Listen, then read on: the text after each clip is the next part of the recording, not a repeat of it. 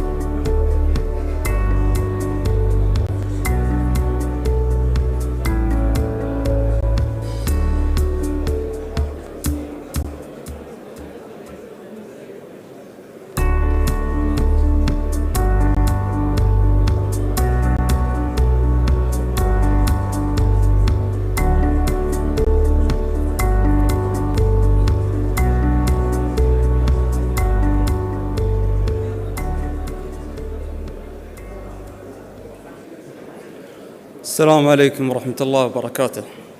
Dear Excellencies, distinguished guests, ladies and gentlemen, my name is Saif al-Naimi, and I'm honored to be your MC on this noteworthy occasion.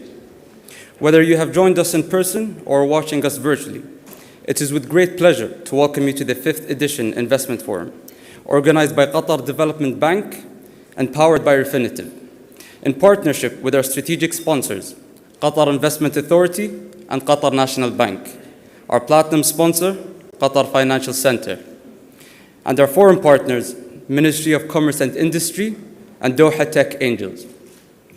The Investment Forum is one of the most significant events of its kind in the region, a unique platform that paves the way for partnerships, investment opportunities, and mutual growth. On that note, allow me to introduce this year's theme, Transcending Investment Barriers.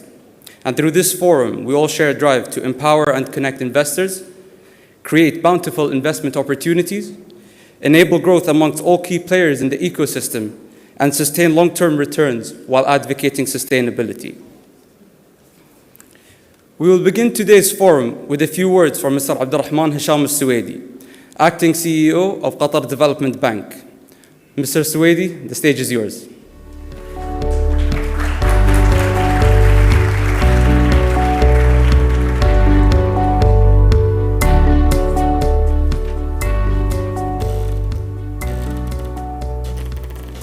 Assalamu alaikum wa rahmatullahi wa barakatuh. Dear colleagues, distinguished guests, ladies and gentlemen, it's my pleasure to welcome you all to the 5th edition of our Investment Forum.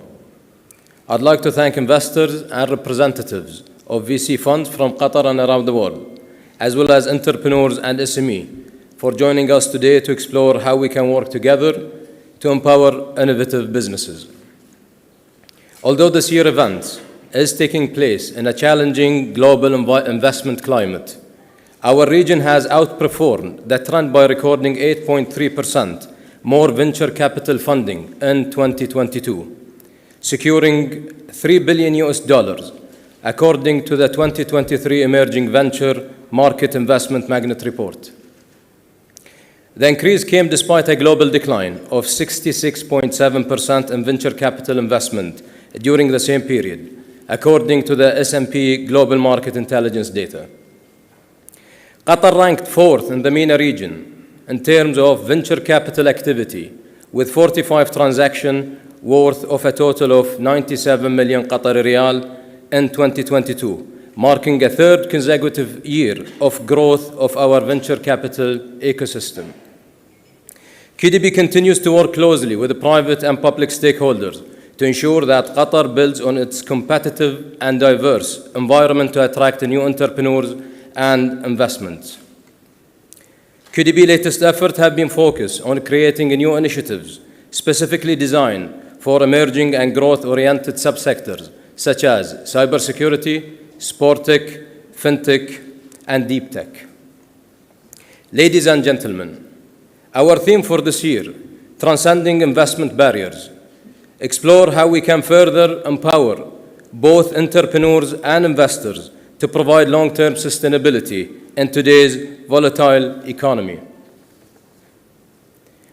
This has long been one of our strategic objectives and at the heart of QDB visions to transform Qatar into a diversified economy and a regional and international hub for innovation in line with our National Vision 2030.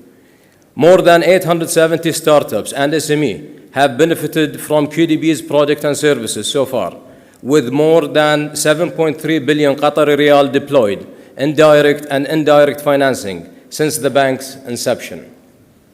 This includes investment of 253 million Qatari riyal in 2022 and creating over 600 highly skilled jobs in sustainable and innovative businesses.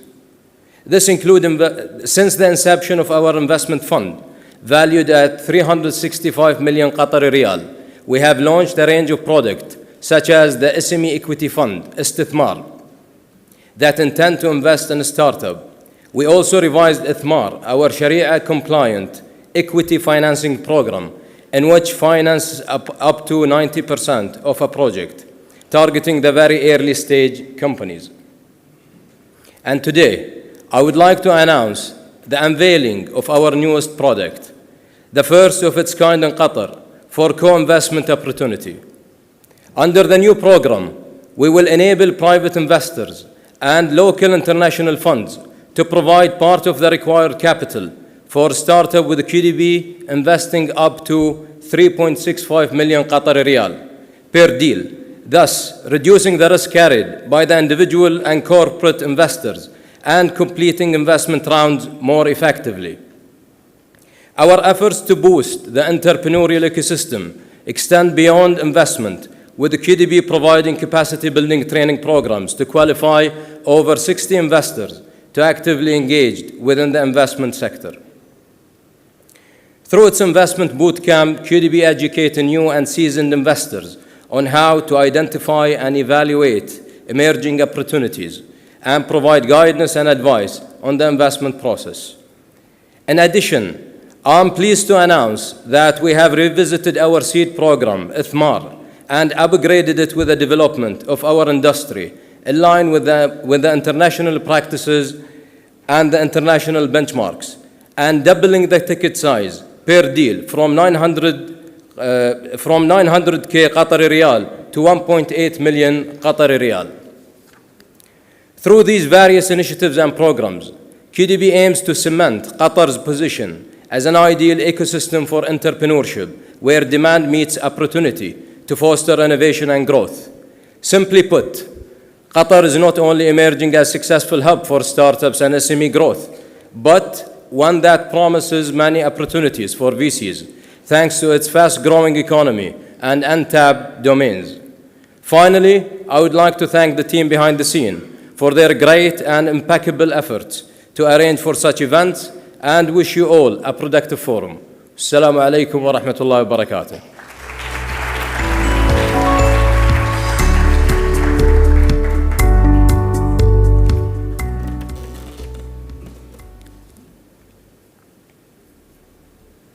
Thank you, Mr. Al-Suwaidi, for your insightful remarks.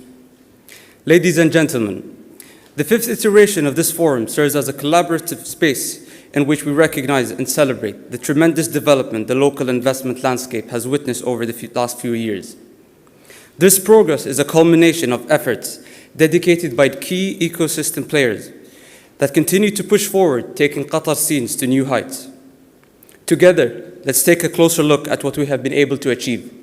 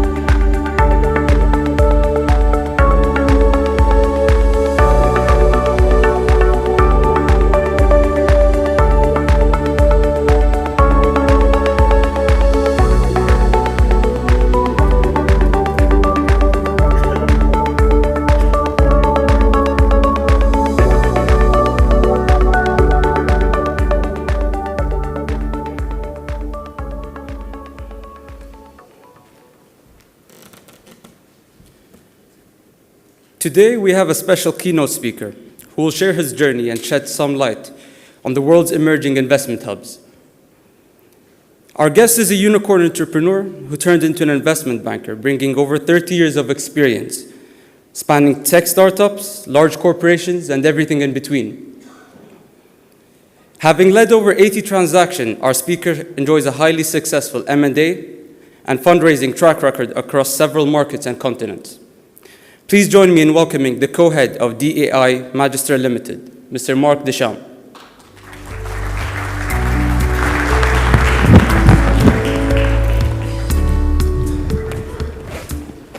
Assalamu alaikum. Thank you very much to the host, ladies, gentlemen. So this morning, actually, I came over and I was asking if I should wear my black shoes or my white shoes. And they're saying, well, what are you going to talk about? I said, I have some numbers, but I want to talk about a passion for technology, a passion for growth, a passion for transactions. And my shoes for passion are white. So I'll share with you today some of that passion. So thank you very much. I need the little remote.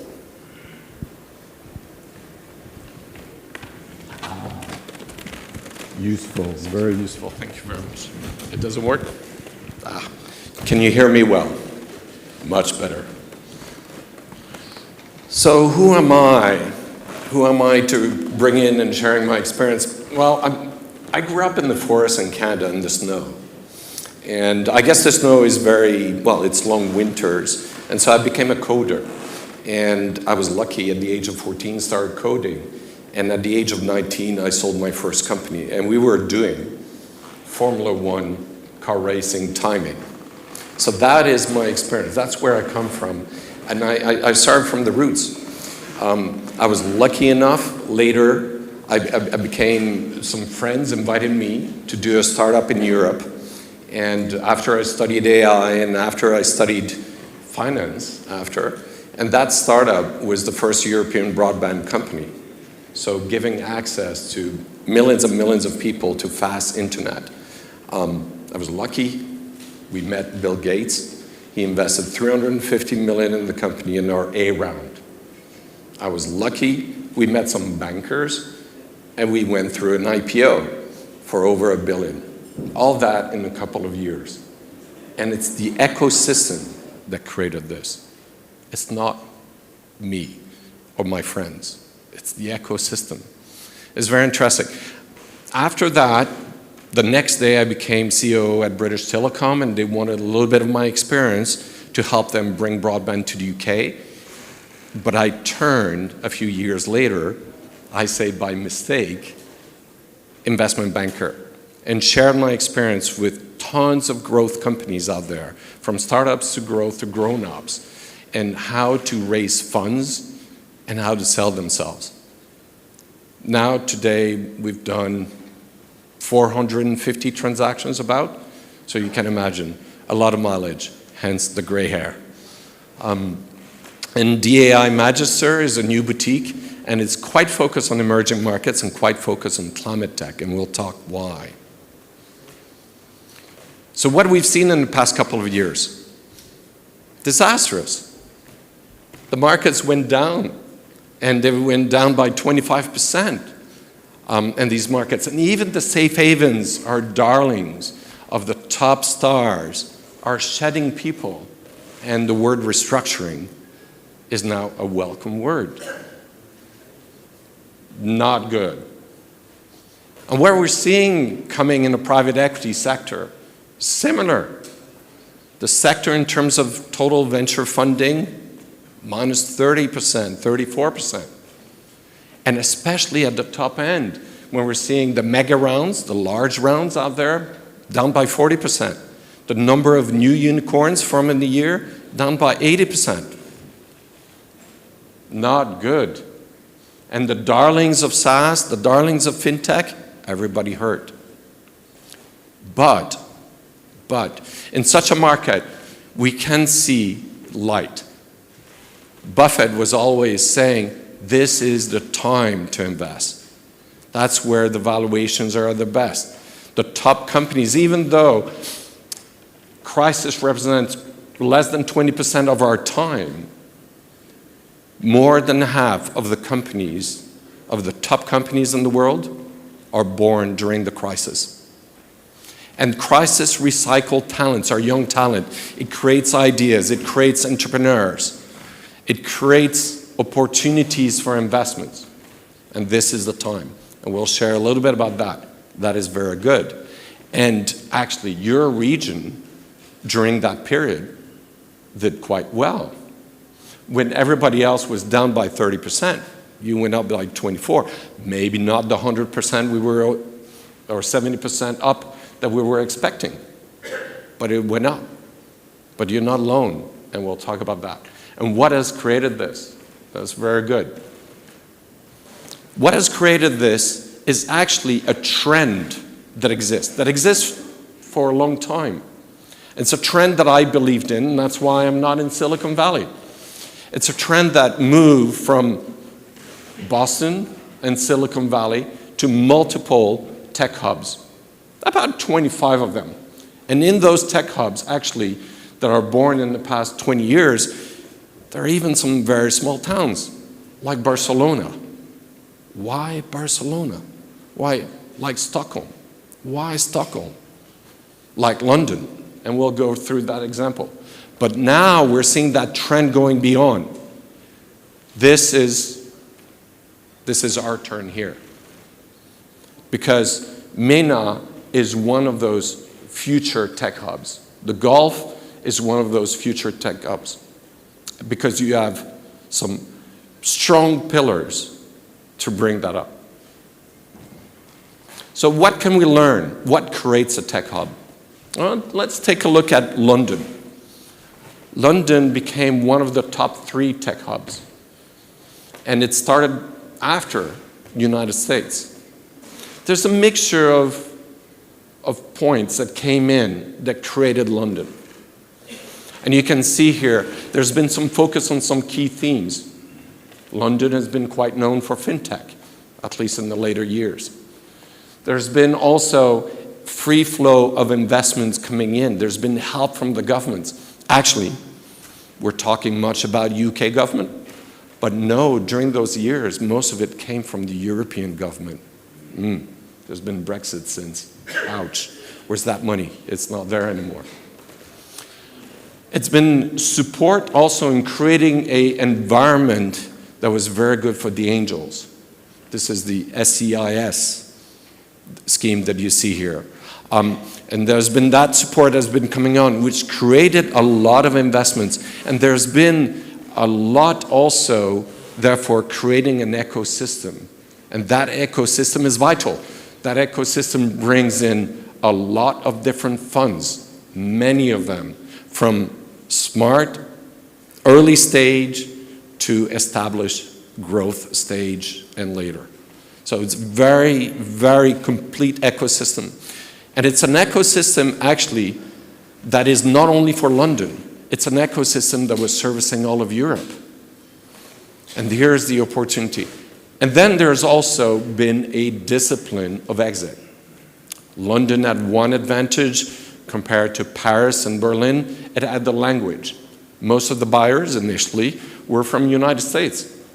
And so there was a proximity.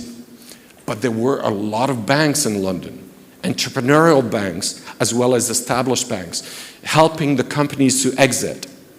So we're talking here what made London, until recently, where Brexit, again, ouch.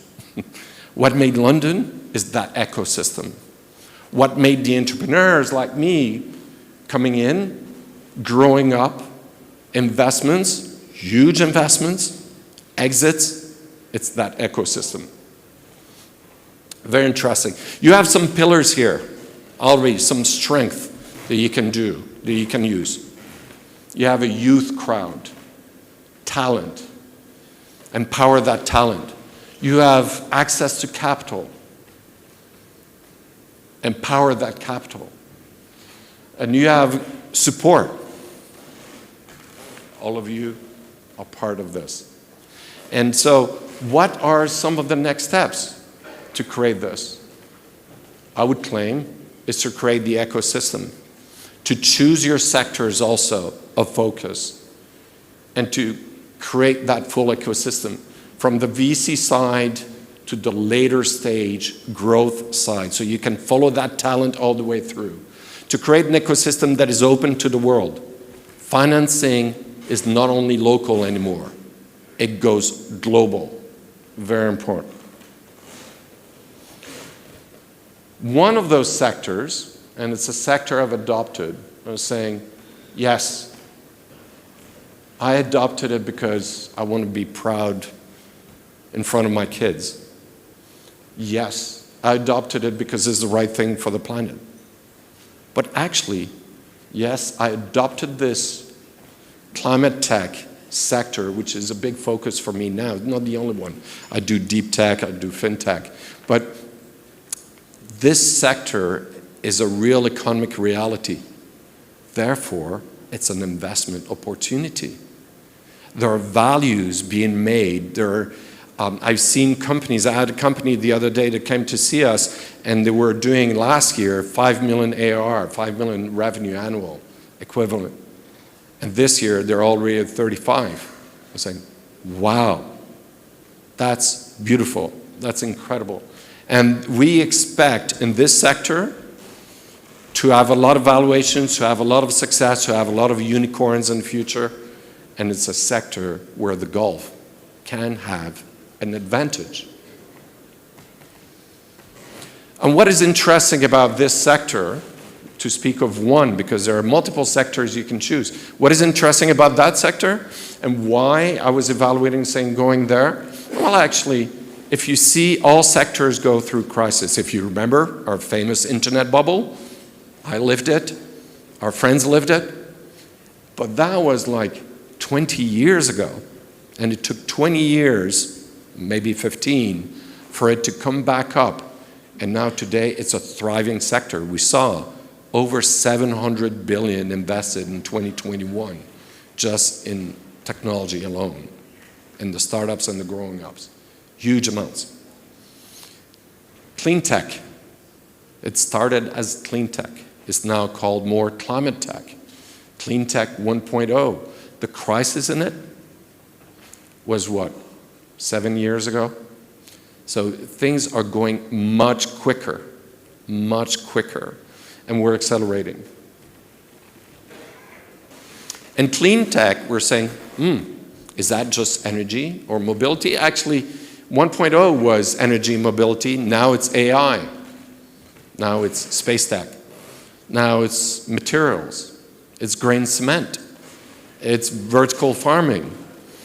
So there's a lot of technologies and a lot of entrepreneurs coming at this from different angles. But it's just to explain, choose your sector very well, and you can grow, because that's where valuations are coming up. Make it easy.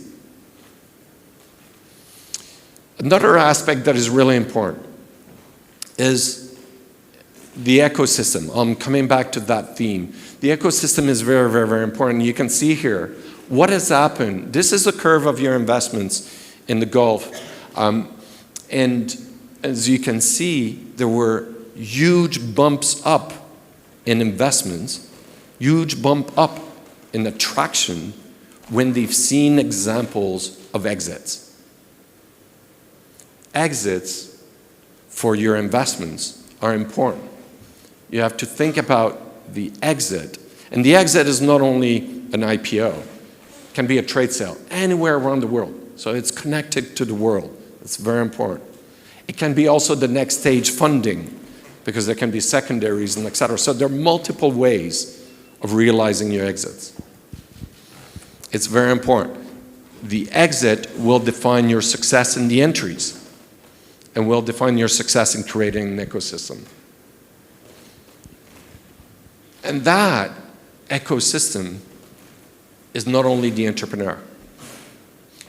How many times as an entrepreneur and then as an investment bank, I've heard, well, it's up to the management. They have to succeed. They have to create their KPIs, follow their KPIs, and then they have to exit. Joe, please get out of your firm. Exit. I want to realize my money. No. There are two themes that are important about exits. One, the first theme I would like to leave you today is teamwork. That teamwork especially includes the investors. It includes bankers. It includes all the various stakeholders.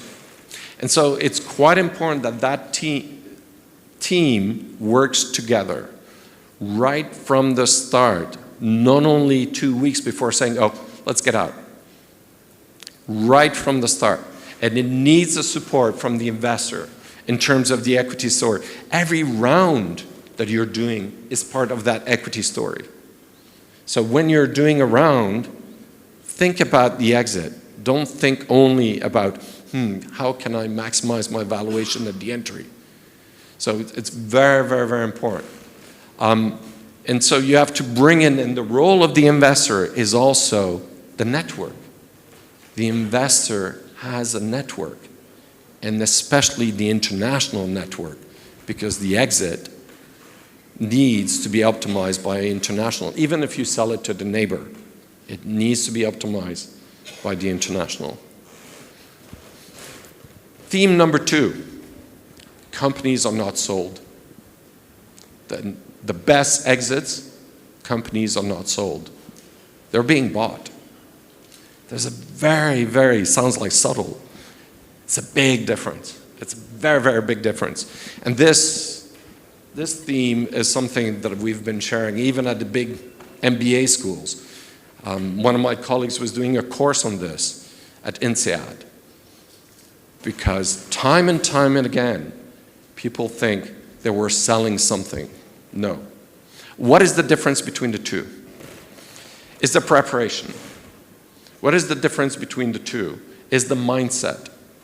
So right early in the company, the team, not only the managers, come back to point number 1, has to go and create an ecosystem around the company.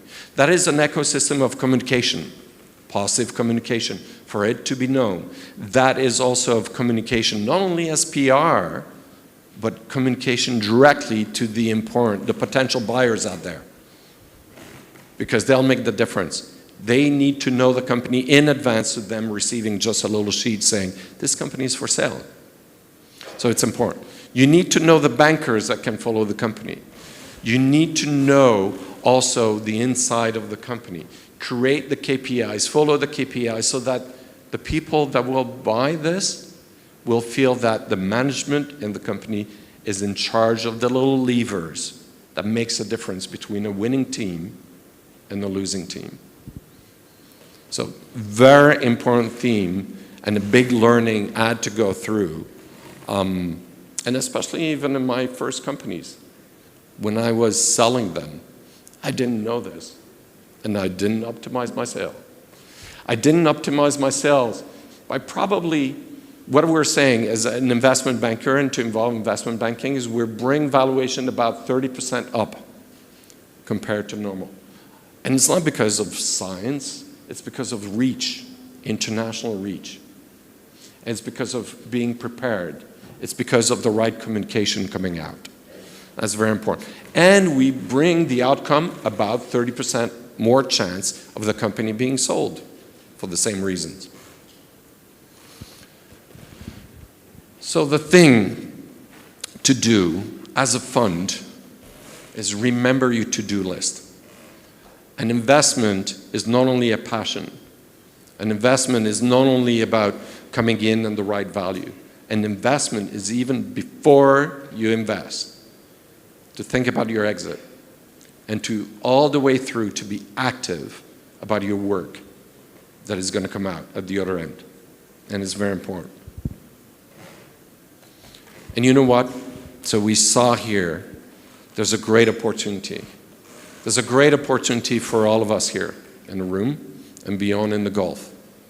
One, you're in one of those natural sectors of growth. The next round of tech hubs. The next round of where it's going to happen. The next unicorns. 2 is you can choose. You have some strong pillars, but choose very well. Choose very well in terms of sectors you're going to focus on and specialize in those sectors. Create ecosystems of entrepreneurs, but do create ecosystems, also VCs from early stage to later stage around those themes. Do create ecosystems of enthusiasm. Young talent works by enthusiasm. How many times as an entrepreneur I've hit the wall at 200 kilometers an hour, and you wake up the next morning, you go home, you cry, you eat a steak, and you wake up next morning, you beefed up again, and you go at it again. So do create that world of entrepreneurs. Do create a world also of investment bankers. The banks are important at different stages, at different exits. They make the flow of the money, and we saw when there are good exits, there will be more of an ecosystem. Thank you very much. I'm here all day. Do not hesitate if you want me to share a little bit of experience and etc. I'm happy to do so. Shukran.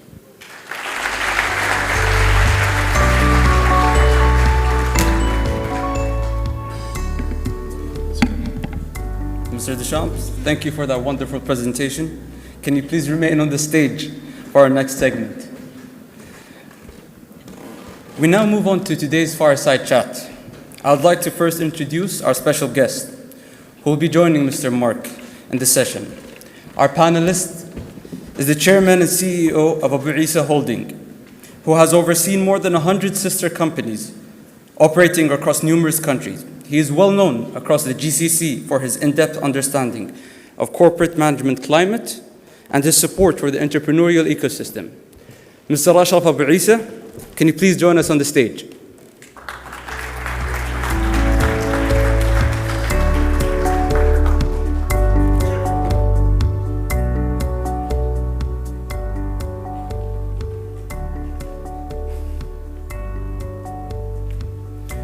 To drive this conversation, I would also like to welcome to our stage our moderator, Mr. Naweed Debarkhil, a seasoned news anchor and correspondent formerly with CTGN Network and currently director at APCO Worldwide.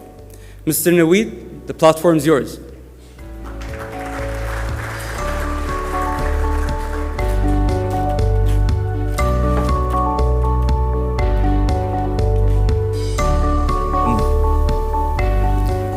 Salam alaikum everyone. Hi, it's great to be back here in Doha. I've obviously reported from the region for many, many years here, lots of familiar faces in the crowd. It's a pleasure to be back and to see so many of you and also see the development of this strategic sector and the interest being taken by authorities and the likes of QDB and others. Thank you very much for that, Mark. That was a fascinating, insightful presentation. Plenty to discuss there. Let's start the chat then. I'll come to Ashraf first. Looking at the Qatari ecosystem, we heard about some of the opportunities Mark touched upon there. This is a region that's ripe for investment at the moment, particularly in terms of venture capital. Where do you see the biggest opportunity when it comes to Qatar and what it has to offer, given your experience here? Yes. Good morning. No, it's afternoon now. Good afternoon, everyone. Thank you. I see in Qatar now, especially after the World Cup, where I always consider it as a new start. The World Cup, I view it not as the end, it's actually the beginning. The beginning of a new era, the beginning of the World Cup marked the end of building the infrastructure for the new start for Qatar. I see it this way. Especially today by the news that we have a new prime minister who comes actually from the financial or investment entrepreneurial world. He was in Enterprise Qatar first and now QIA, and he always dealt with entrepreneurs. I've seen him and met with him a few times regarding the subject. I feel that now the mindset of the government would change a little bit more towards entrepreneurial, and this has just happened maybe an hour or two ago. For me, after having all this infrastructure built and today the readiness of the country for a new start, I feel that with all these buildings and all these facilities that we have to think of what could be the edge now. Okay. There's a lot of happening in the tourism and will happen in the tourism side. There's a lot will happen events, for example. Logistics will be a big thing for Qatar now, especially Qatar Airways expanding their cargo business. There are a few things also that we should always take in consideration is that where are we among the competition now? You know, the region, UAE and Saudi Arabia are really being very aggressive in their approach to attracting investments, attracting new talents into their markets. We have to find our niche as a smaller country in a smaller market. So I feel for me the financial technology, fintech, for example, is an area where we can focus on. I was in a roundtable conference the other day, and Mr. Yusuf Al Jeda from QFC was also there. It was more about Islamic banking and the evolution of Islamic banking. I think Islamic banking should be more of a VC vehicle than just trying to copy a conventional banking system. It's the essence of VC, in my opinion, where you have to learn your customer very well and your client and your partner, and you have to work with them building the business or going into venture and take risk with them, whether they lose or win, but take a risk with them. So there are many areas where we can look at now in Qatar, and we have to move quickly because the neighbors are moving much quicker than they used to. So. And that's a really, really important point, Mark. You mentioned the Gulf as a region. When you showed us some of the major companies in the region, the UAE was there, Saudi Arabia, Egypt as well. What does Qatar need to do? What's its USP, do you think, when it comes to venture capital? What can it offer, given the strategic investments that have got it to this stage, including the World Cup? So thank you, Naweed. But indeed, I think there's probably two themes, two dimensions that Qatar needs to look at. Dimension that is very interesting is the sectors of affinity. Ashraf, you touched that point, and it's very important. You're a society in construction. We see it's booming. Everything around construction, therefore IoT, therefore smart cities, and et cetera, is certainly a theme that will speak to the crowd, and that will speak. You're a society of youth. You have way more youth here than we have in Europe.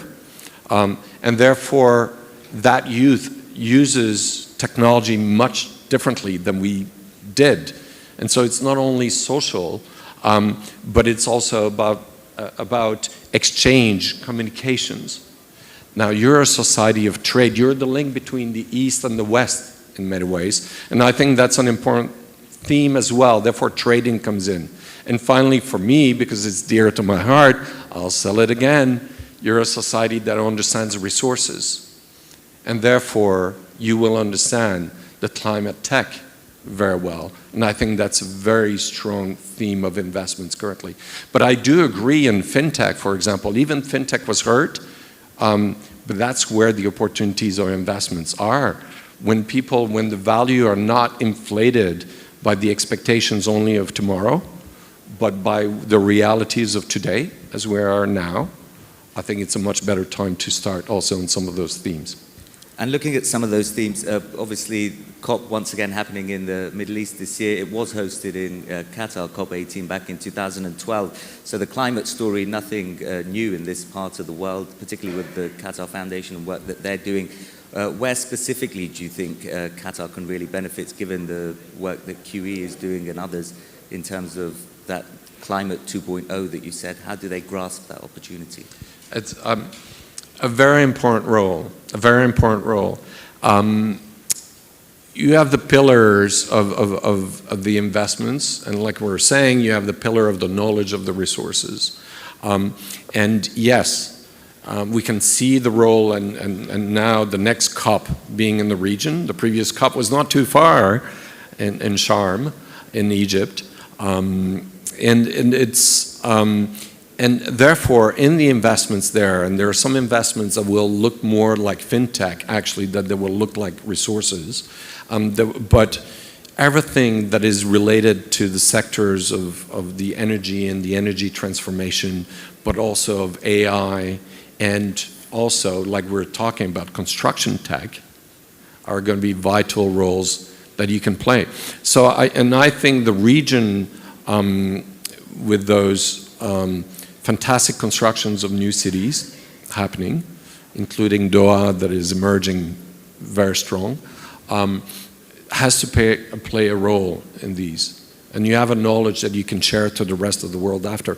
But there's a role also, I would say, about attracting those companies. We're seeing companies in climate tech, as in other sectors, that are growing and they're becoming in first 100, second 100 million of revenues already, very quickly in a couple of years.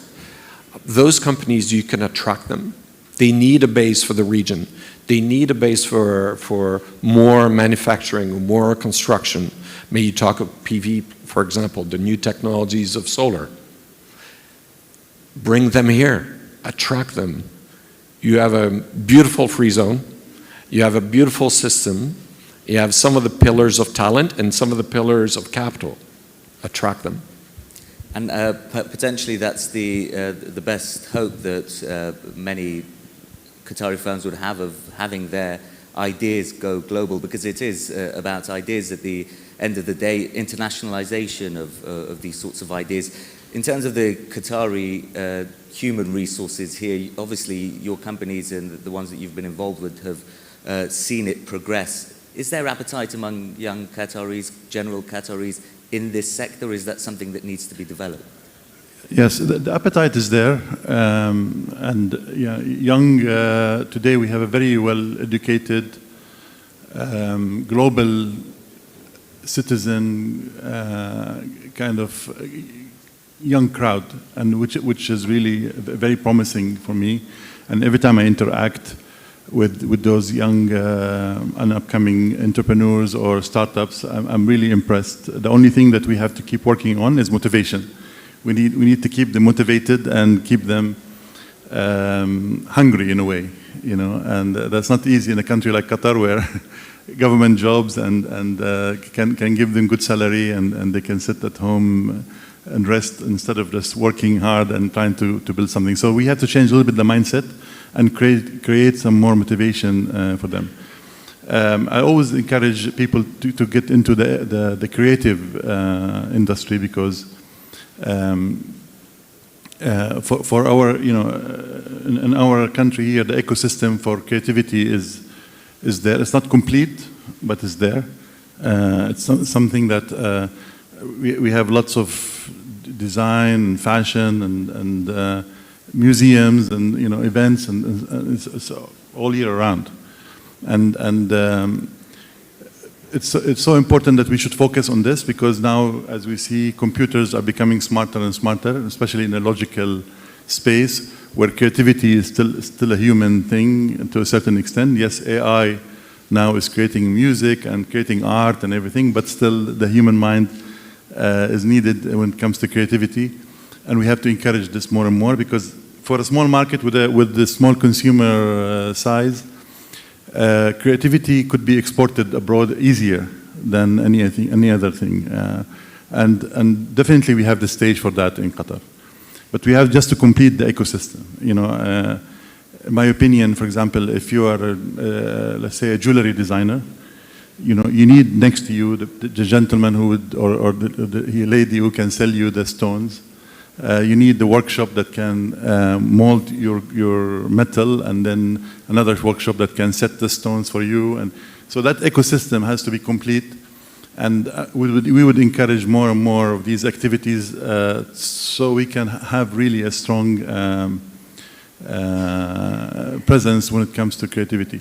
But other than that, you know, like music, graphic arts, filmmaking, all this, you can do it in a small country and export it anywhere in the world easier than producing products and services. Absolutely, and I think given the political news that you've announced, congratulations on the appointment, and hopefully the entrepreneurial spirit will track down into education and technology and that focus across the Qatari society.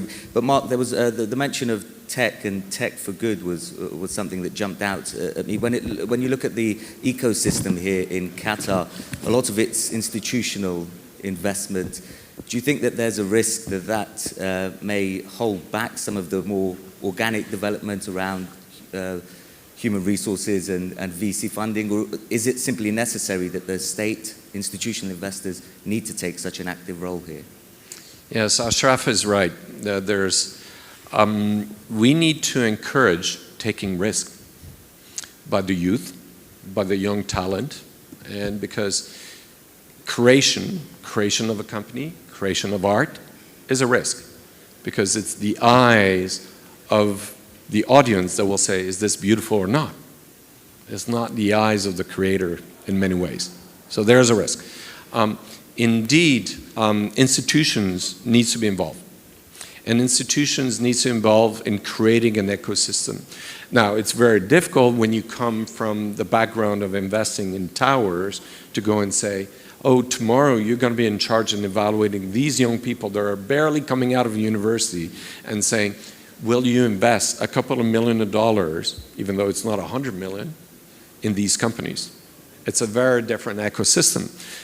But there's a system of LPs investing in funds, that you create multiple funds that have specialities and knowledge of some sectors and or some level of investments and or some tools of investments, because we're very sophisticated. Bankers have been creative as well in the past years in creating impossible tools. But, and so you can create, so the institutions need to create that ecosystem out there that will promote all that risk-taking. But the risk-taking, let's not forget, you see one thing as a risk, the importance is the average on the bat, like we say in baseball. If you have a good average, now in football, if you do score, and it's not individual scores, but if the team scores, it happens and you win. And so I would tend to say absolutely right. Institutions have a big role to play. And the issue of risk was one that when we spoke earlier, Ashraf, really stood out to me, because I think a lot of people here will look at the generation before us, our parents, and it was common for them to open businesses to close, businesses to fail, and they just got up and got on with it. But that more comfortable lifestyle that's been provided for many people, particularly through the public sector, do you think that's making us more risk averse? Is that a worry here in Qatar? Yes, we have to, things are moving much faster than it used to. And I really feel the challenge now for the young entrepreneurs, how to find a niche for themselves, how to carve a space for themselves.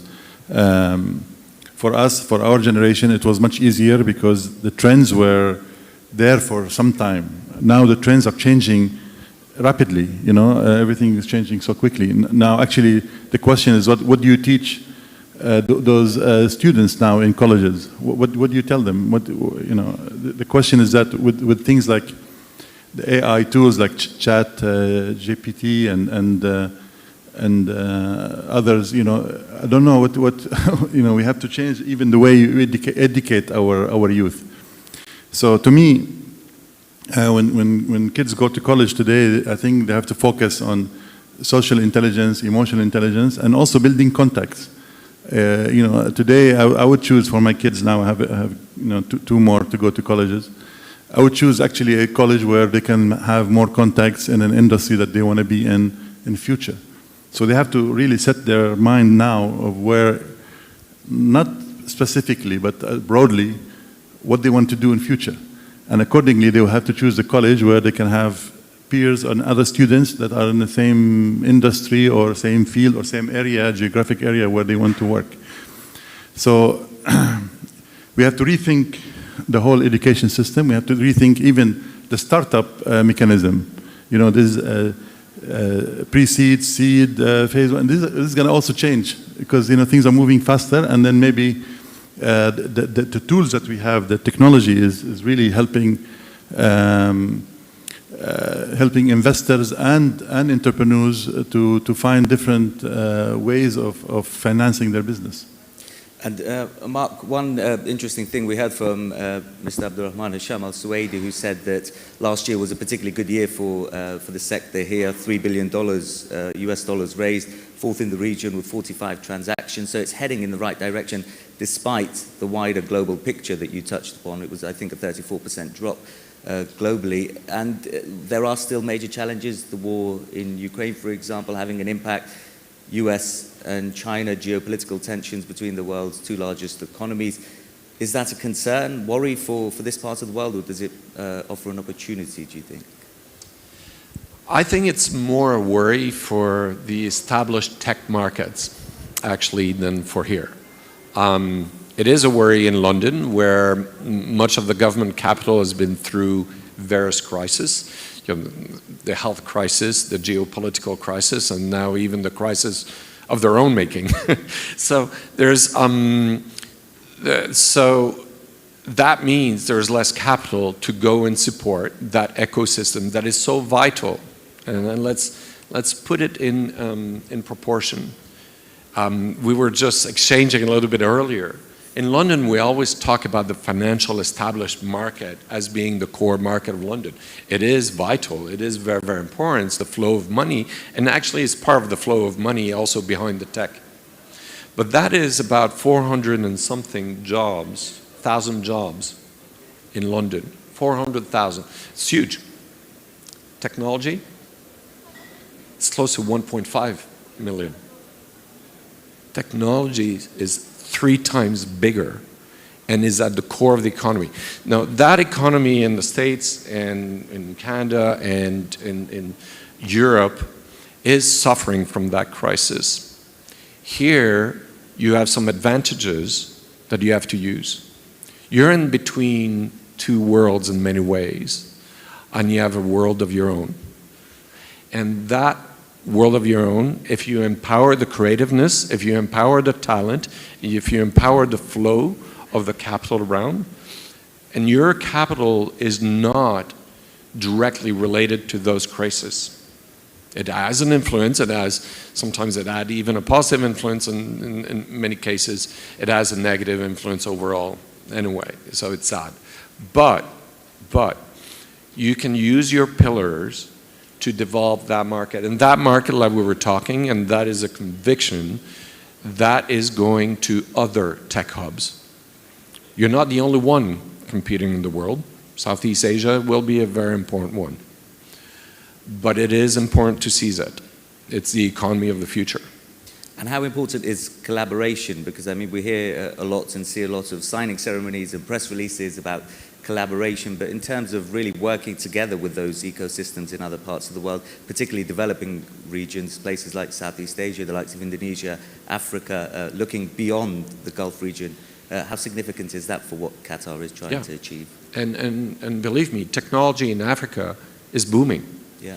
And some of the applications of fintech in Africa are booming, and booming much quicker than those in Europe or United States.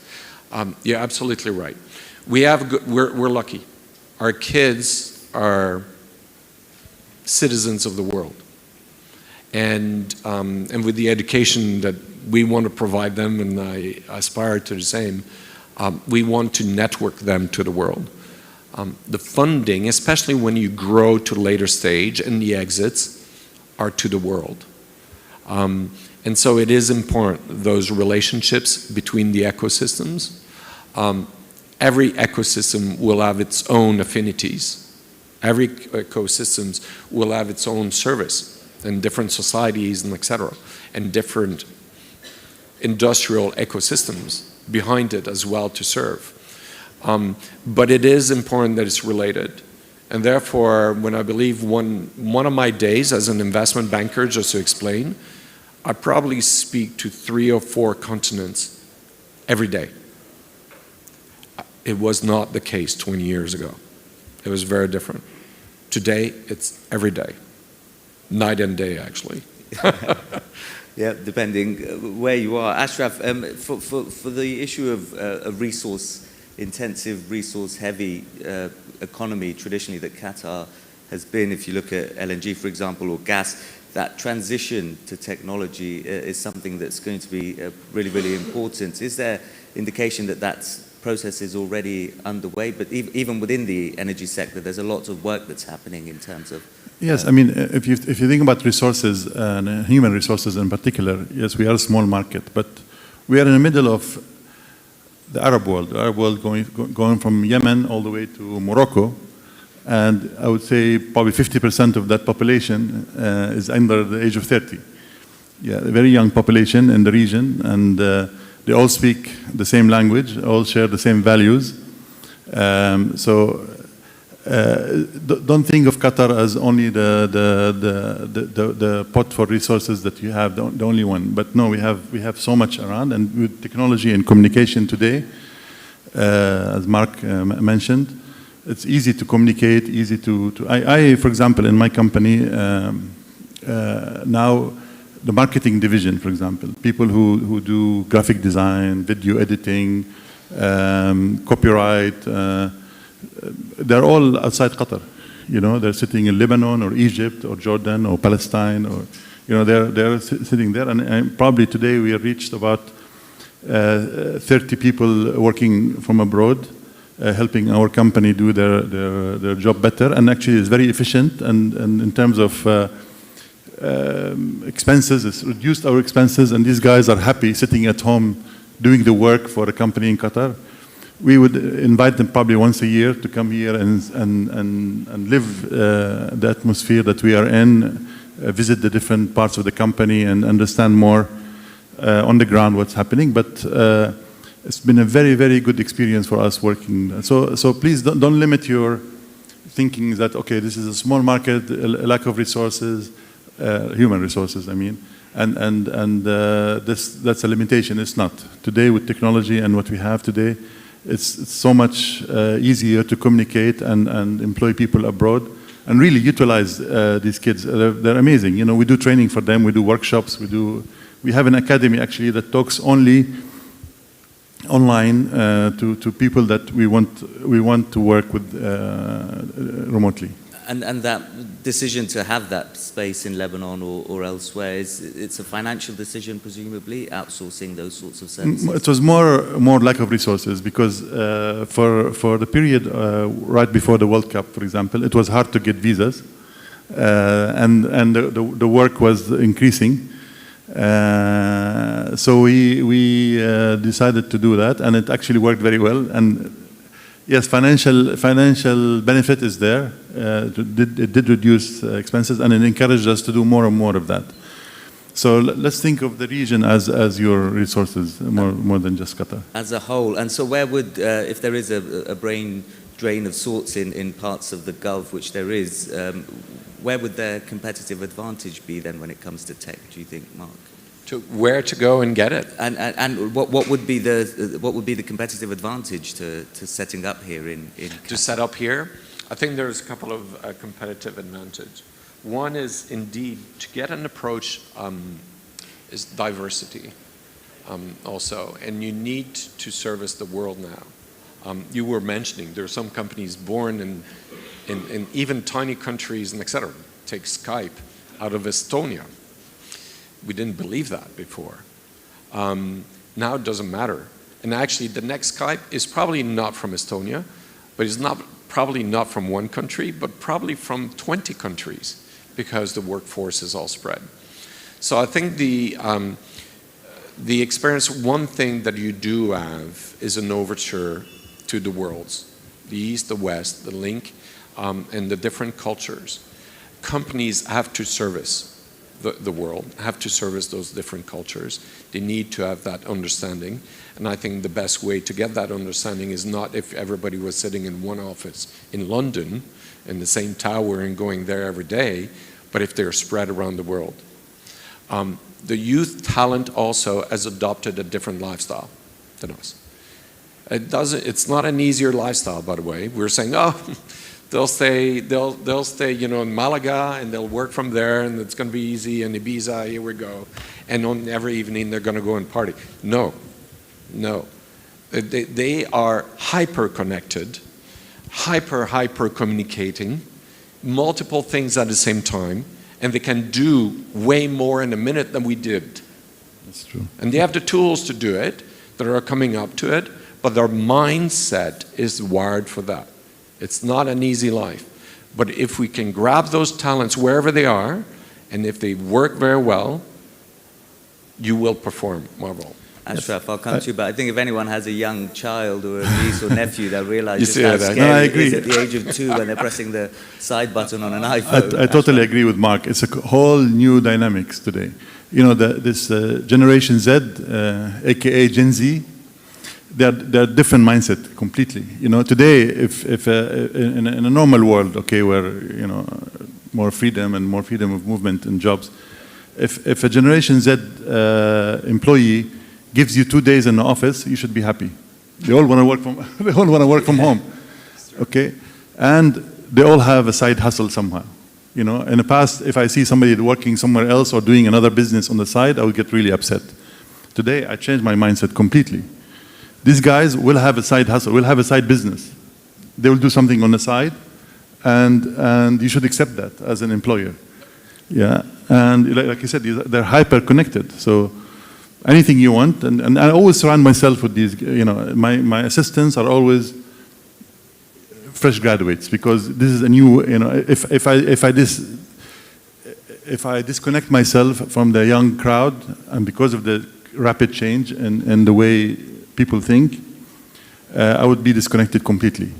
You know, every 5-6 years there's a new trend complete. I mean, millennials and Gen Z, they're 2 worlds apart. It's interesting you say that, but flexibility essentially really important for employers. Now, we only have a few minutes, so I'll just try and finish off to talk about the landscape here in Qatar. Mark, regulation is really important. Again, many players here like QDB, the announcements they've made here today in order to drive forward. You mentioned Estonia, which for many people would be a surprise, but the likes of Bolt and other startups that have come out of that small, relatively small country in the EU, partly that's been down to regulation and right decisions by policymakers and institutions. What can Qatar learn from those sorts of predecessors? A very good point, Naweed. I will say, let's not go too far in the past. Let's take a look at one example today that is flourishing, actually, but has not finished its journey. Take Singapore, for example. It's another trading world in Singapore. It's not a mid-sized city. It's not a huge city, Singapore. And one thing they've done via regulation, but via openness of regulation, doesn't mean deregulation, by the way, but by openness of regulation, they've attracted funds, even from external to Singapore, to come in. American funds, Chinese funds, European funds, regrouping in Singapore to invest in the whole, not only the local community of youth, but the regional community of youth. There's maybe a learning there also for Doha. And you know you can do it. You've done marvel with the World Cup. You can do marvel at this, is how to attract capital. It does require capital to attract capital. It does require talent. It does require a great city. You do have that. And so bring that investment community from abroad into here. Not only your capital, that's one start. There are many other areas as well where regulation needs to be involved and bring and foster a positive environment for all that flow of investments, of creation, of talent. Yes. Ashraf, a final word to you then before we finish off, to pick up on that point of openness. Qatar has to offer itself as a place that's open to the world. It tried to do that with the World Cup successfully in the eyes of millions, hundreds of millions of people around the world. But a particularly important message, not just at a time with a global economic downturn in many key parts of the world, but particular political and geopolitical challenges as well, to say that Qatar is somewhere that welcomes people and businesses, venture capital from all across the world. Yeah, I mean, not only the World Cup, but also before that, if you think about the political blockade that we had, it showed us how resilient we are as a country and as people. The COVID, the way our country dealt with COVID was fantastic. These are all crises that we dealt with very well. And then the World Cup was, to sum it all and to say, this is a country where you have not only the facilities, but more importantly, the people of Qatar are ready and they are actually can compete globally. And we have great human resources that we need to capitalize on. And we just need the content, we need the motivation, as I said earlier, and we are there. So I have no problem at all promising that Qatar will prevail. If we fix some small issues, they're not really. The education system is great, the ecosystem is there. The willingness of our government and our leadership, the willingness is there, okay? And they actually work very hard. So we have to also start, following those footsteps of working hard and trying to prevail and find our niche as a country and a market. Well, as Mr. Al-Suwaidi pointed out, it's heading in the right direction when it comes to this sector. But that is something that, having traveled across the region, I am always struck with the openness that Qataris, and particularly Qataris in senior positions, are willing to talk about things, particularly in this region. That's very, very significant. But thank you very much for joining us. That's Mark Deschamps, co-head of DAI Magister, and of course, Ashraf Abu Isa, thank you so Chairman much. and CEO of Abu Isa Holding. And thank you very much for your attention. Thank you. Shukran.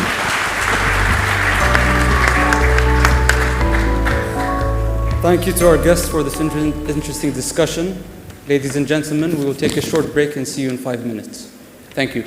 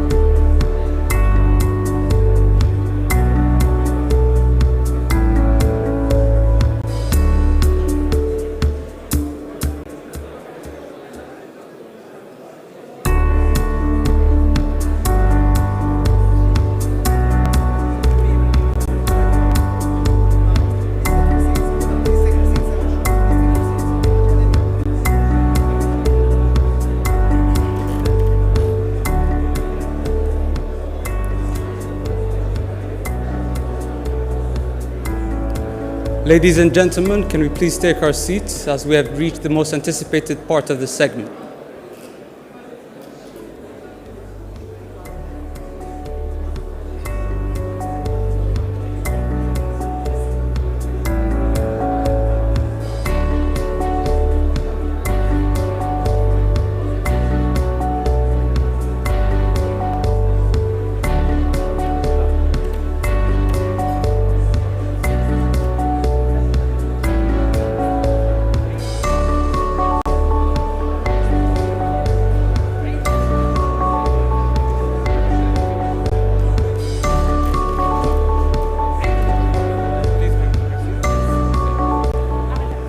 Ladies and gentlemen, can we please take our seats?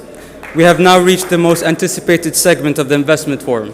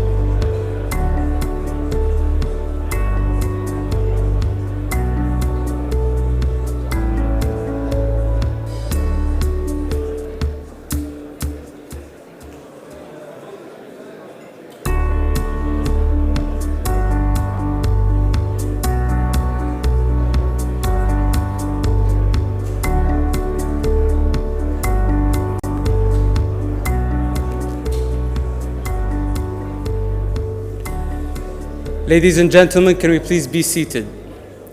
Thank you to our guests for this interesting discussion. We have now reached the most anticipated segment of the Investment Forum, the startup pitches. The representatives of 8 companies at different stages of growth will be presenting their innovative business ideas to the investors and VCs with us today. Each company will have 4 minutes, and investors will have the chance to meet our entrepreneurs to discuss the potential investment opportunities at the end of this session. Without further ado, let's welcome our first startup, Emma.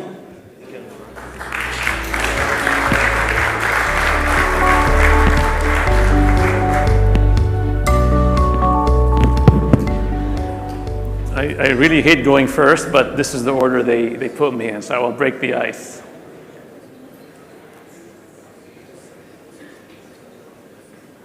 Good afternoon, everyone. My name is Wissam Kostandi. I'm the CEO and co-founder of Emma Systems. I'm going to spend a few minutes today telling you how we are optimizing airport operations. So the aviation industry is very segregated, and there's a tremendous amount of inefficiencies. And these inefficiencies have huge commercial, economic, and environmental effects, especially around passenger experience. So last summer, 1 in 4 passengers had a bad experience. The cost of these delays in the US alone is $33 billion. In Europe, it's equivalent, about 100 euros per minute of delay. And then beyond that, there's a huge sustainability aspect to it, the increase in CO2 emissions or when you have delayed flights. So this is where we come into play. So at Emma, we focus on bringing all the stakeholders onto a single platform. Beyond that, we use our AI to provide a predictive technology that helps stakeholders see if there's any issues. If there are, we raise the alarm and the stakeholders take the appropriate action. Ultimately, we provide a collaborative platform for all the stakeholders to communicate with each other and come to the best decisions. I mean, our ultimate goal is to make sure the right people are at the right place at the right time for a great customer experience.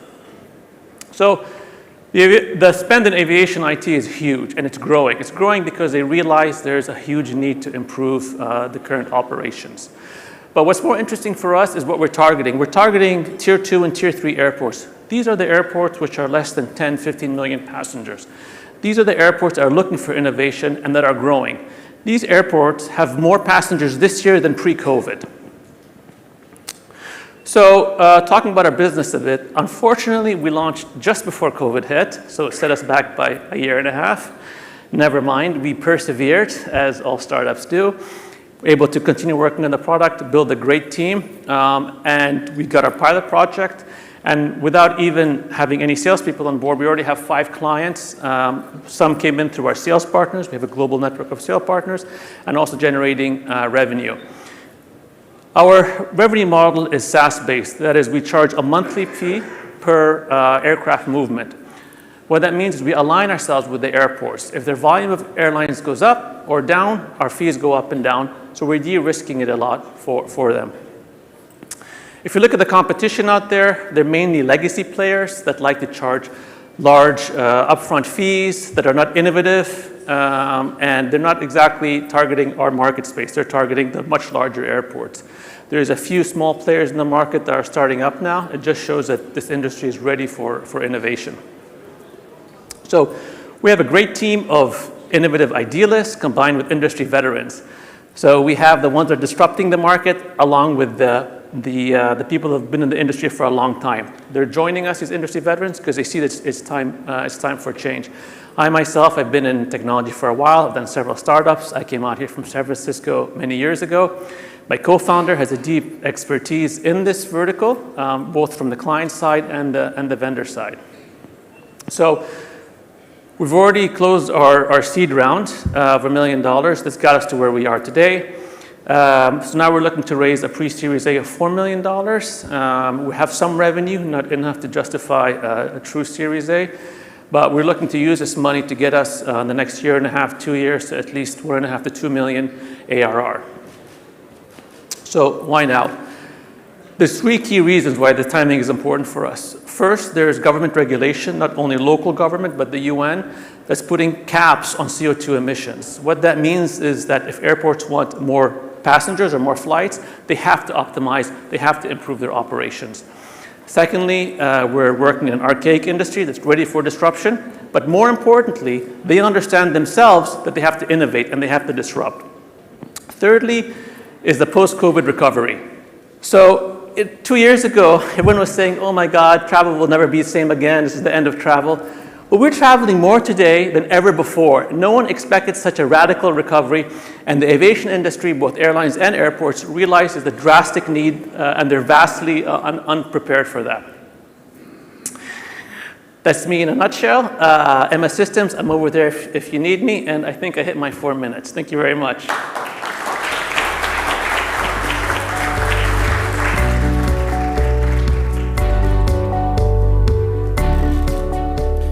Thank you, Sam, for your presentation. It's now time for Cytomate to join us on stage.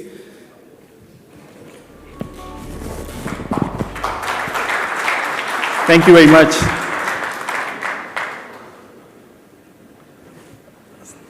Oh, no slides? Yeah. Okay, ladies and gentlemen, I'm presenting the first cybersecurity startup in the MENA and Qatar region that assesses the security posture of an organization using artificial intelligence. The biggest problem that we have is that we have enormous growth in cybersecurity attacks. Attackers are getting more and more sophisticated. They have a lot of resources and they are unethical as well. So, and guess what? They are using ChatGPT for the development of exploits as well. There is a lack of automation, and as well as there is a lack of cybersecurity skills as well. We have our product, which is a breach and attack simulation product, powered by artificial intelligence. We solve the problem of automation. We also solve the problem of cybersecurity skills shortage. And just with the help of a single click, you can assess your endpoint security, and it can be done by any person. We have 4 revenue streams. We are selling to MSSPs like OYEC, which is a $10 billion revenue company. We are also a credit-based, we are selling credit-based systems. So Qatar Development Bank is also our customer, and also we are in Microsoft Azure, so our APIs are available for all other cloud providers. And similarly, we are consulting and biggest e-commerce platforms, and the national airline carrier is also our customer. We have started our journey with 700K, and we have done 5 POCs in the most challenging environment, like Al Jazeera Media Network. We are the Innovation Coupon awardee. We are invested by Qatar Development Bank and also got the grant from Qatar Science and Technology Park. And now, just last Thursday, we got the investment, double up the investment from Qatar Development Bank to boost our business growth. We have 3.2 million in the sales revenue and also 14 million in the pipeline. And also we were mandated by Qatar government to see the security posture during the FIFA World Cup. Just alone, Qatar market is $1.1 billion. And it is growing because of the investment in the digital infrastructure. And if you see the MENA region and also the North America, they are also growing in cybersecurity. Our superiority in the product, all of these are our competitors, but our customers who have used our product, they tell us that we have more competitive edges, which we want to file patents for. Just like a product company, we have other products as well as our backbone, like Cytomate Sarab, also a Snipex, which is an AI engine for checking the web application firewall against the malicious payloads. We are actually asking for $1 million, and we have already raised this much, and this much actually is we are asking for our sales and also for boosting our R&D and development teams. I am a security professor, and my CEO is also an HBKU security graduate, and he also overlooks the mission-critical projects in Qatar. Thank you very much, and if you have further questions, you can visit me in my booth. Thank you. Dr. Masoom, thank you for your presentation. And now I would like to call our next startup to the stage, Avi. The platform is yours.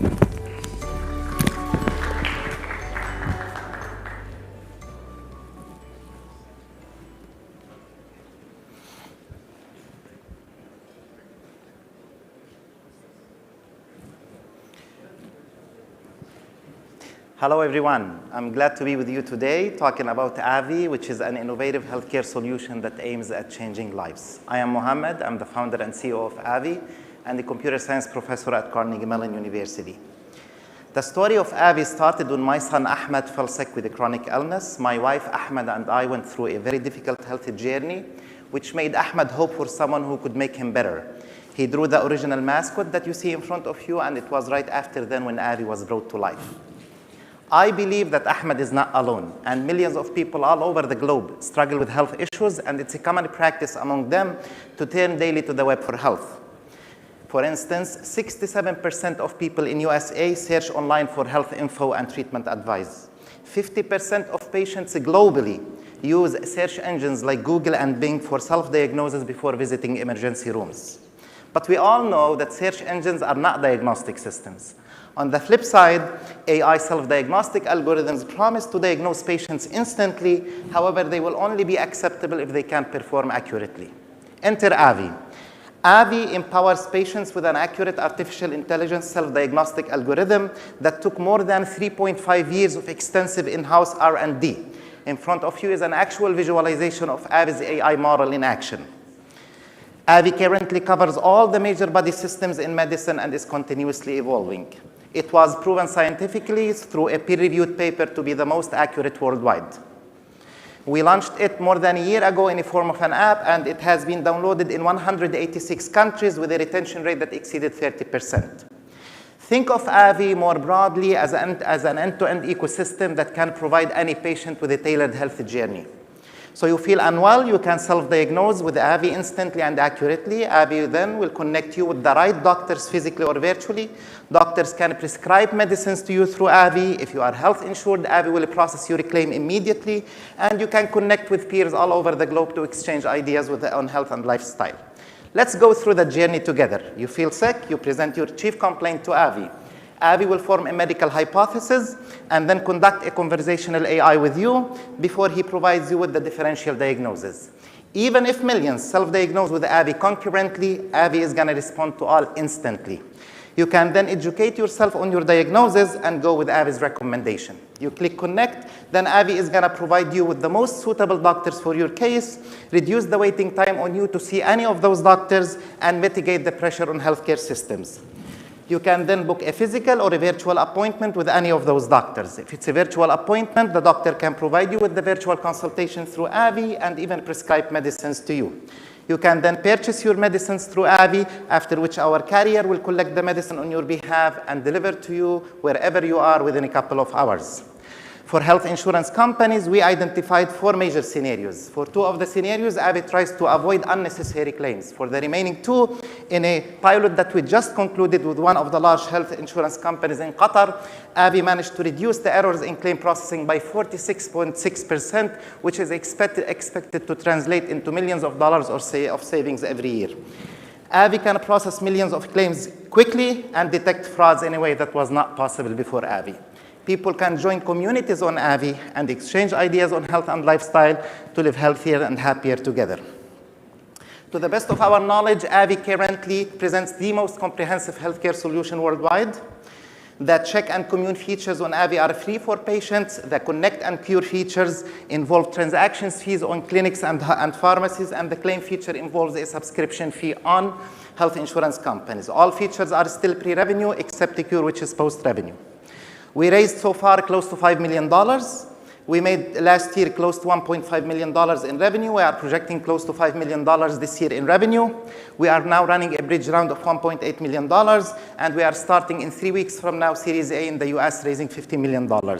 This is how our capital allocation looks like, and so far we signed 63 deals with companies here in Qatar.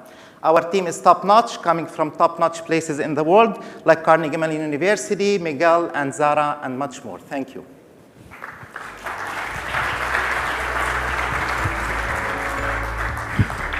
Thank you, Dr. Mohammed, for your insightful presentation. It's now time for our 4th startup, Dana Riyadh, to be presented.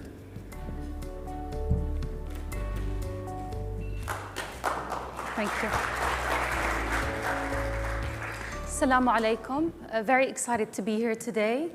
Growing up, I've always been fond of the female warrior character, and I always knew that I loved fashion.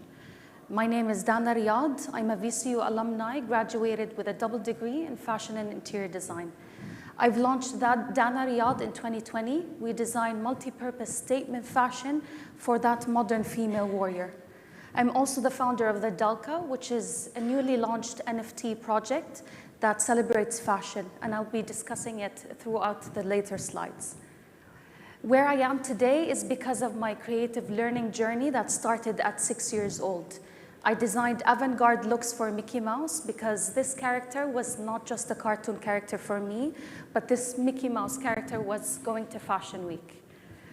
Where we are and where we stand in the market is that generally affordable fashion can be very mediocre, while international brands like Alexander McQueen's Schiaparelli, whom we could consider as our competitors, can be very overpriced and inaccessible. What we offer is high-quality statement fashion that is very unique and easier on the pocket. And as an e-commerce brand, we want to place Qatar in the fashion map as an e-fashion hub. Where you can find us, we can find us both online and offline. And we have recently been selected by one of the largest luxury department stores in Paris, opening its doors in Qatar, Printemps, where we're going to be showcasing exclusive collections there from next week. We have 2 business models. Our first revenue streams comes from our collections that we sell.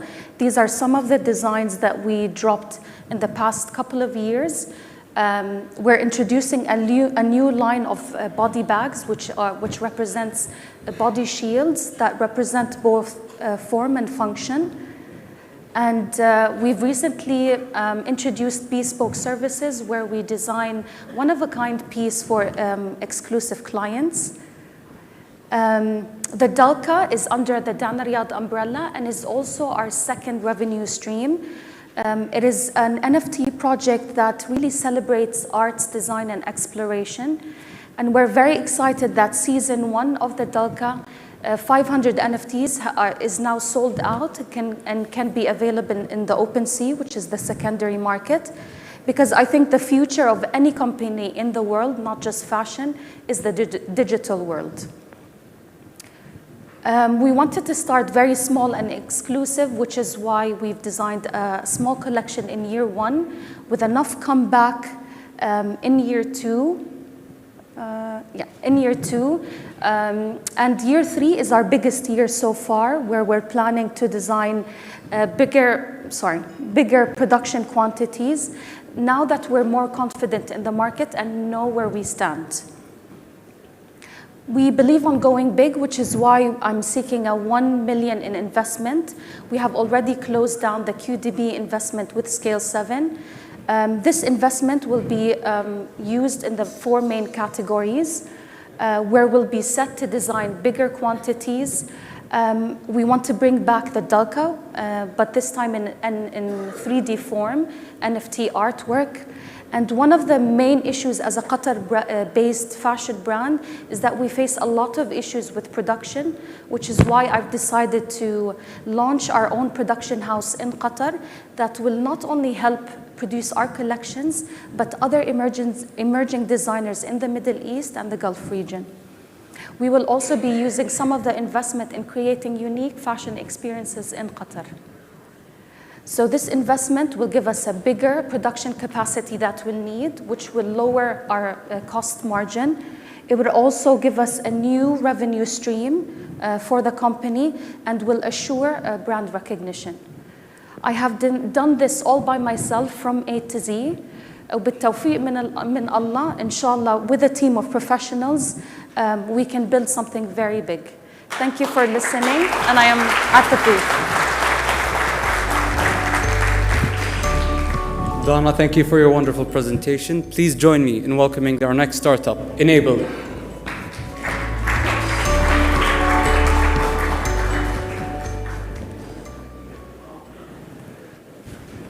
There's a revolution quietly happening all over the world.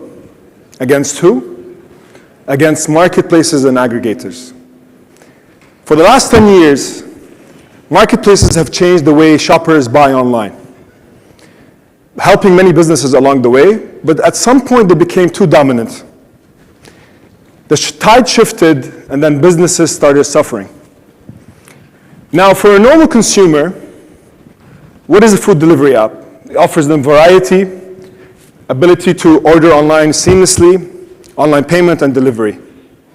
But interestingly, 60 to 70% of orders every month for that restaurant comes from repeat customers. So who are they really loyal to? The app or the restaurant? The answer, of course, is the restaurant. They love the food, they use the app as a utility. I'm sure everyone here in the audience have a favorite restaurant that they order a lot from every single week or every single month. Name that restaurant in your mind. Obsessed with Shake Shack? Me too. Now, we've seen customers order 3 to 4 times a week, sometimes every single day. The F&B delivery industry is exploding. And aggregators are charging such high commissions across the region. These high commissions are very hurtful for all these businesses. For new customers, it makes sense, but for loyal and repeat customers, it's just simply too much. A restaurant became one of thousands on the app. You have a customer that actually thinks of a restaurant 10 times in a month, but they only got 5 orders at the end of the month. Why is that? It's because whenever you go on the app, you get distracted by other options. We are here to arm the rebels, offering tools that makes these businesses independent, anti-fragile, and technologically up to speed, giving them back control over the relationship with their customers, multiple D2C channels, and the technology and operational tools to handle delivery on their own. The benefits are countless, mainly increasing profits and reducing costs. How do we do so?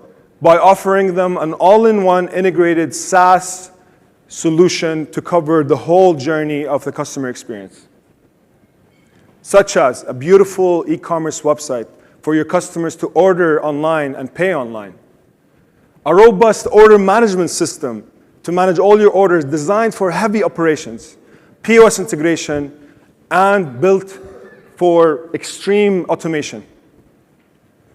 The best call center, restaurant-specific dashboard in the world, a delivery management system for your own drivers to increase efficiency and live order tracking for your customers.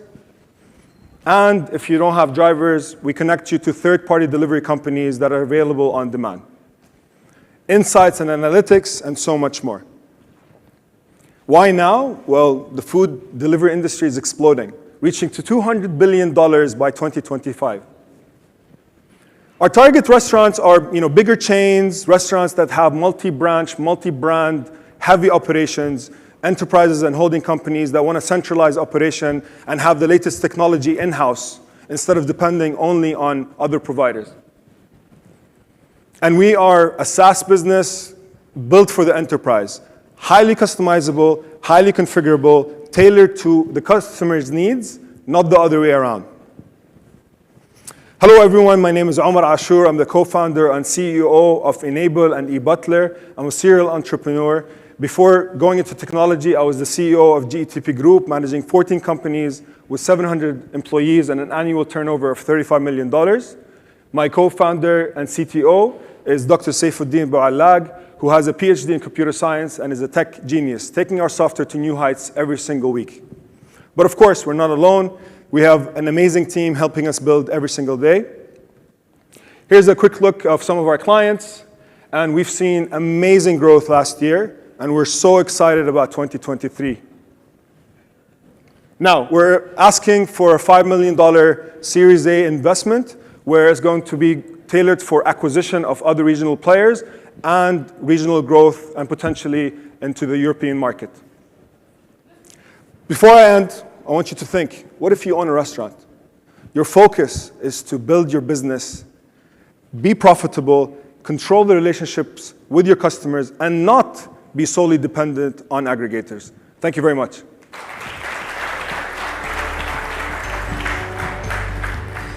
Thank you, Umar. That was very insightful. We now welcome Therapy to the stage for this presentation.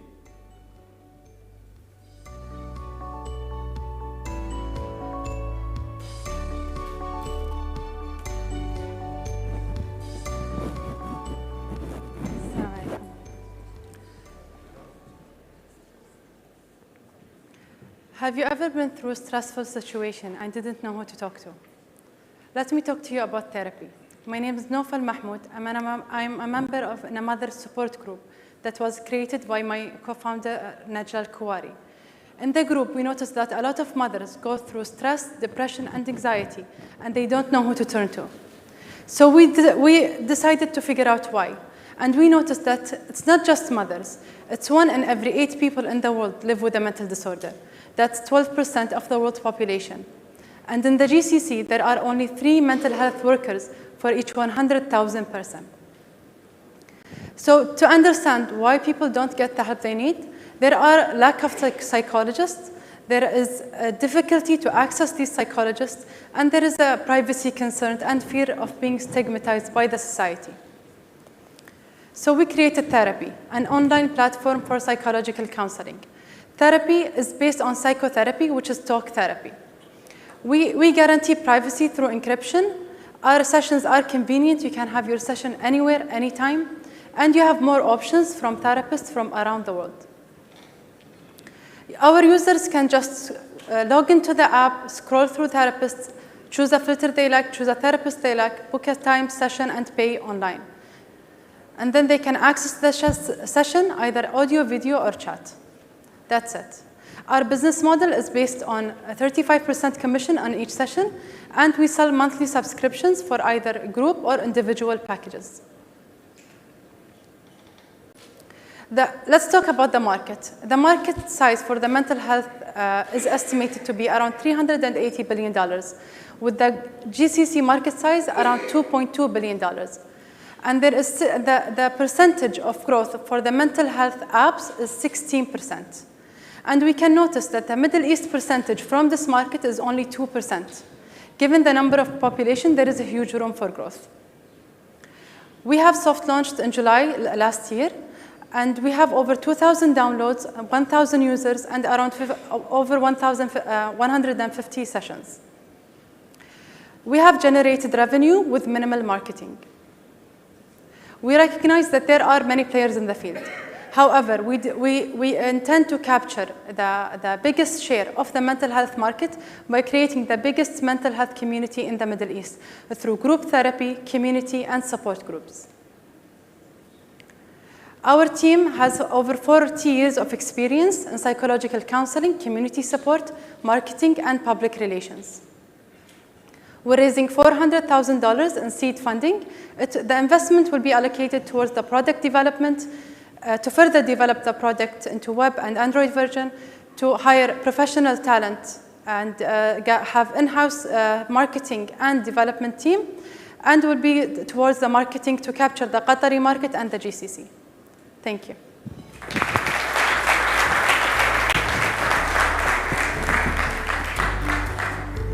No, thank you for sharing your startup story with us. The platform is now ready for ADGS. Please take the stage for your presentation.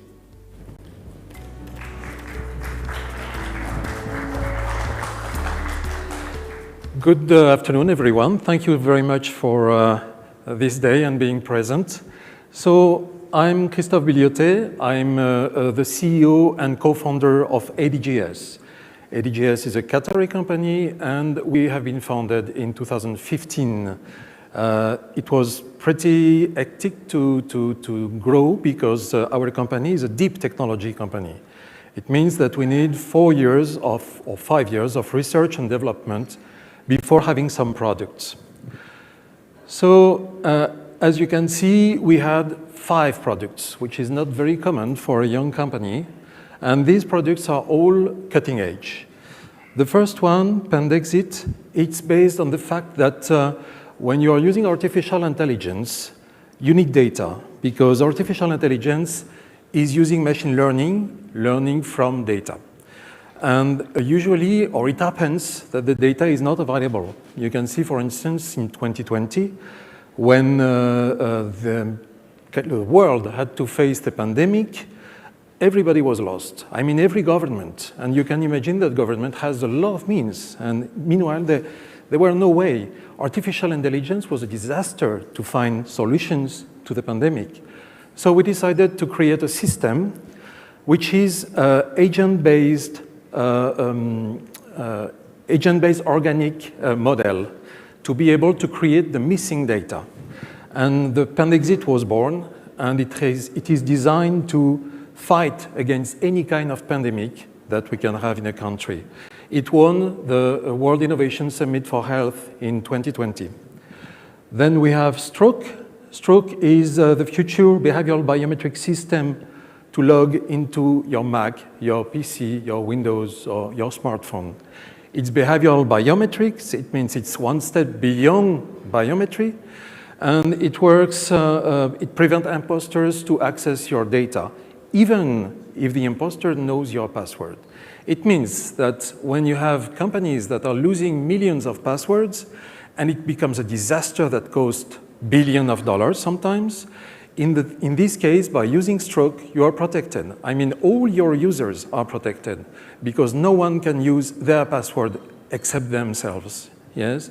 The system learns the way you type and clearly recognizes you from anyone else. We have TASMO, which is not the TASMO from the government. It is text analysis and semantic modeling. It works like ChatGPT, but on the reverse. ChatGPT is talking, this one listens.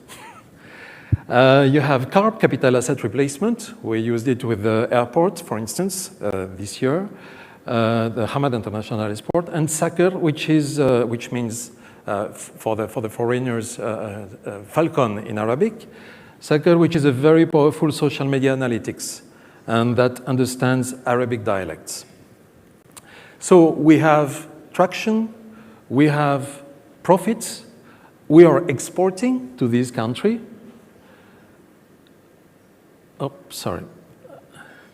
And this is the team that is very loyal and efficient and brilliant that is working with me. So we need $4 million to develop our B2C strategy, because at this time we are only B2B, because we are not powerful enough to be able to reach a market which is a worldwide market, and particularly for stroke, because we want to expand our market worldwide, and this needs investment. 4 million, it's a first step. And at this time, the company is evaluated at around $10 million, yes. So we believe that by the end of this year, we will reach 20 million, and next year 40 million, and within 3 years, we will be at $120 million. This is the valuation of the company. So this is the most important slide. You can take a picture if you want. Thank you very much all, and we are here if you have any question or any request. Thank you very much.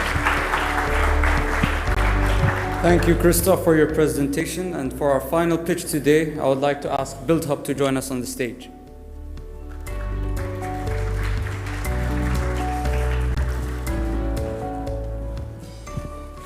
Party. Hello, everyone. I'm Mulham, one of the founders at BuildHub.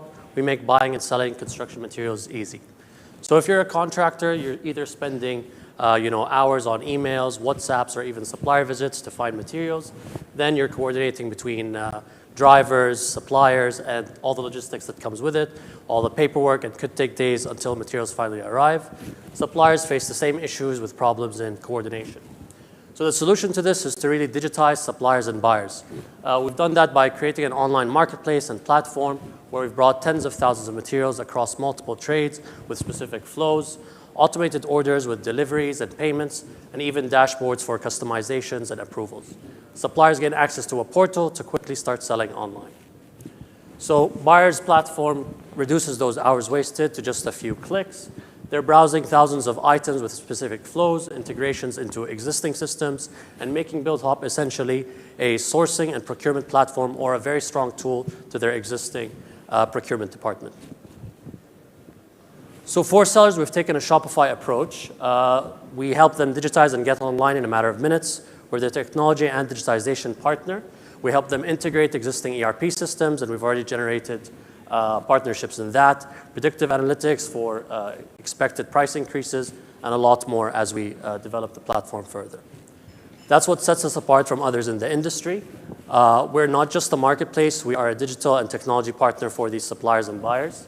Others internationally have had fantastic success with billions of dollars being injected into those, and we're one of the first in the region to take this approach within the construction space.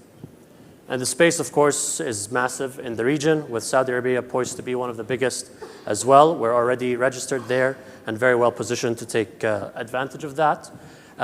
In addition, the construction space is craving for digitization, and we're really focusing on the new generation of SMEs that are looking to capitalize on the improvements that our platform provides for the hundreds of billions that are spent on construction materials a year. So we make commission on products sold and deliveries. We also charge for subscriptions and customizations of our platform. It's not just talk. Over the last year, we've had a proof of concept with over 1,000 registrations. We already have a massive backlog of suppliers and buyers we can't really keep up with. We've won several awards along the way and are reaching nearly $300,000 in revenues over that year. 80% of businesses that have actually registered have reordered, which is fantastic for us. And as I mentioned, we're already registered in Saudi, so we're very well positioned to take advantage of that boom.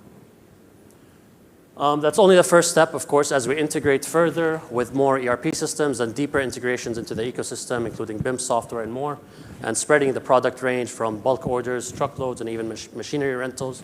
We really want to make it a one-stop shop and the must-have in every builder's pocket. There's an amazing team, of course, behind this that's pushing it forward. Engineers that have worked and grown teams from 10 to hundreds in billion-dollar companies. Us as co-founders have been in the construction space for several years and lived through these very problems ourselves.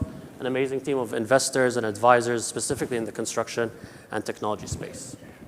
So we're raising $2.5 million to accelerate our penetration into Saudi and grow the backlog of, or address the backlog of suppliers and buyers, and specifically accelerate the engineering team, have a better rollout in Saudi as well, and grow hopefully to 4 million in GMV over the next 3 years. Thank you, and I hope you take this opportunity with us and speak to us at our desk. Thank you. Mulham, thank you for that presentation. Once again, thank you to all the entrepreneurs that have taken the time to present their innovative startups. We hope the audience have enjoyed the ideas that were presented on the stage. Before we conclude, I would like to take this opportunity to recognize our sponsors, partners, and guests for their valuable support at this investment forum. I would like to call on Ms. Farha Ahmed Al-Kawari, Executive Director of Strategy and Business Development, on stage to hand out the appreciation trophies.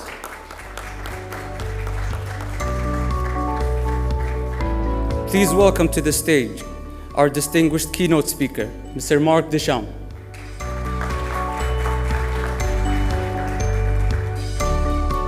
Our special guest, Mr. Ashraf Abu Isa.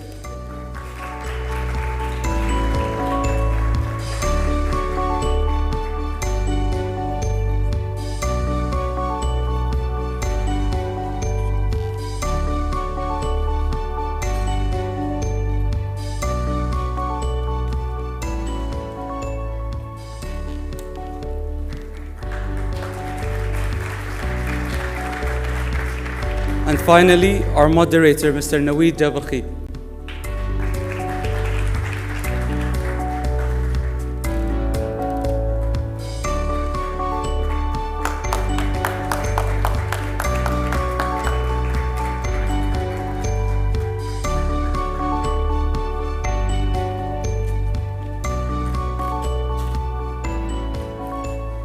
On behalf of Qatar Development Bank and all our partners, we thank you all for attending this edition of the Investment Forum, and to remind you that now is the time to explore the tremendous opportunities and meet the innovative founders with us today.